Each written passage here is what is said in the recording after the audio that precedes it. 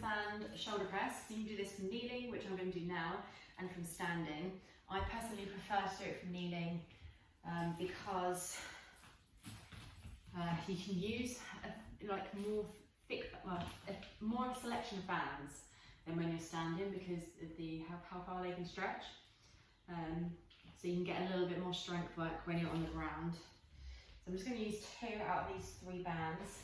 So I'm going to kneel on 2. So it's going to go roughly like mid-shin. Hands in such a place that the thumbs are roughly onto the shoulders. Elbows in front and just outside the shoulders here. So what we're aiming for is to keep the wrist roughly over the elbow, especially as we push up, because that's going to bring us into a more efficient position. If we're a little bit too narrow, it can cause us to run the shoulders in, so we're not going to get as much benefit out of it. And if we go a little bit too wide, it might be more of a struggle, so you can always play around with that if that's a position that you normally work with. I've got the strap here across the palm of my hand, so that means I can push up with the palm of my hand.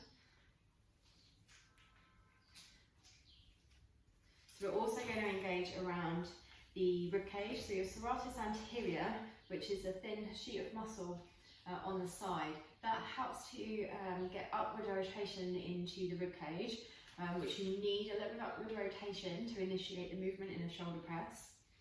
But what we don't want to do is then flare the rib cage out excessively as we do that. So this is where we need to engage the top part of the abdominals and draw the sides of the rib cage together so we have a really solid torso.